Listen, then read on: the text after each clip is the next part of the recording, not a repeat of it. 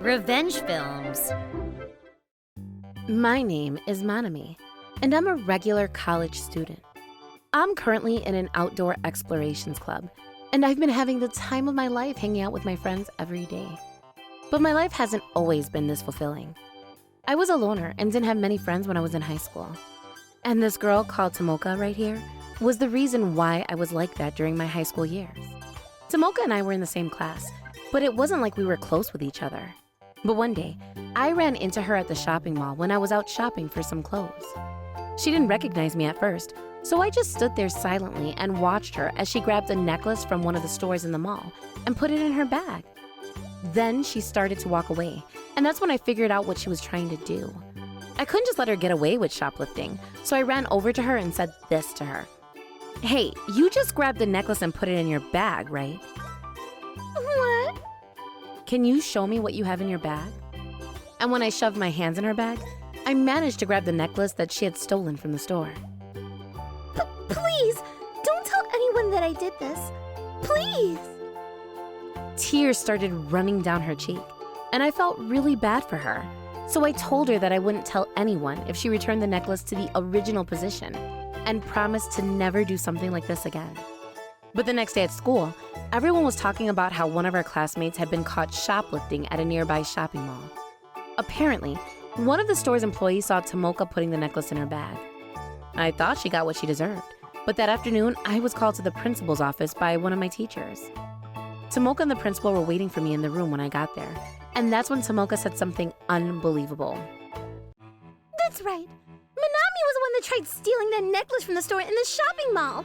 I saw her grabbing the necklace and putting it in her bag without paying for it. What? That's ridiculous. I didn't do that. It wasn't me. I tried clearing my name, but the principal refused to believe me. So later that day, she brought me to the shopping mall to ask the employee that saw everything go down if I was really the one that tried stealing the necklace from the store, and he was able to clear everything up for us. And so, I decided to tell the principal everything I saw, including the fact that Tomoka was the one that tried to steal the necklace. But Tomoka's father was the head of the Parent-Teacher Association, so she couldn't really do anything to punish her. That's why this incident was quickly swept under the rug. But to make things worse, Tomoka kept on telling her friends that I was the one that tried to steal the necklace from the store, and I quickly lost all of my friends. That's how I ended up becoming a loner, and I spent the rest of my high school years alone and depressed. But things changed when I entered college. I was able to make many great friends that trusted me, and none of them know about what happened between Tomoka and me back in high school. And because I was a straight-A student, everyone respected me and looked up to me. And when one of my friends joined an outdoor explorations club, I decided to join the club as well. I was able to make even more friends there, and my college life became even more fulfilling. And in the summer of junior year, my friends from the outdoor explorations club and I decided to go out and have a barbecue party by the river one day. I'm so excited for the party. The food is gonna be great, and we're gonna have so much fun. Yeah, and the beer is gonna taste really good as well. You're usually a very calm person, but when you get alcohol in your system, you become super energetic. It's really funny when it happens. Oh, come on, that's embarrassing. This is Yuki and Kazumasa. They were the first friends I made in college, and they're in the same outdoor explorations club with me now. I've made a lot of friends in college, but these two are the closest friends I have. I guess you could call them my best friends. They're also the only ones that know about what Tomoka did to me back in high school. I decided to tell them about it one day because I knew I could trust them. And when I was done telling the story, they both seemed furious. That definitely made me feel a lot better about what happened. And a couple of hours after the party began, a group of 5 girls asked if they could join us. They were staying in a tent that was set up right next to where we were. I'm real sorry to bother you guys, but we ran out of charcoal. Is it all right if we join your party? We've got plenty of food and can share some with you. They were all about the same age as us, so we welcomed them with open arms. Huh? Manami, is that you? What? Tomoka, why are you here? Well, I came here to have a barbecue party with some of my friends, just like you. But it's been a minute, hasn't it? I didn't recognize you at first because you've changed so much. What? You really think so? I wasn't expecting to run into Tomoka that day, so I was at a loss for words. But that's when Yuki noticed me just standing there and asked me this. Hey, Tomoka's that girl you told me about the other day, right? You know, the one that spread those false rumors about you? Yeah, I can't believe she's here. I don't know what to make of this. I couldn't just send her away though, so I tried my best to enjoy the food and the company while ignoring Tomoka's presence. But after drinking a couple of beers, she started talking about her experiences in high school. But man, you've changed completely, haven't you? You were a loner and didn't have any friends back in high school. But look at you now. I'm impressed. Well, I was just fortunate enough to be surrounded by a lot of great people. I can't thank them enough for welcoming me into their friend group. I see. You definitely look like you're enjoying your life in college. Oh, and by the way, do you have a boyfriend? None of the boys in our high school wanted anything to do with you. But things have changed for you? No, I don't. So, no one's interested in you, huh? That's hilarious. That's not true. A lot of people find Manami attractive. They just don't have the courage to admit it. Really? Well, why don't you go out with her then? But I should warn you, Manami can be a pain in the ass to deal with. And on top of that, she's still a virgin, so... That's a hilarious, Tomoka. Well, it's the truth, you know. So, what do you say? Are you going to go out with Manami? People find her attractive, right? Come on. What's it gonna be? Kazumasa stood there for a couple of seconds, unable to say anything. Things were getting really awkward, and when I realized, I was running away in tears. No, Manami, come back! This isn't what it seems like.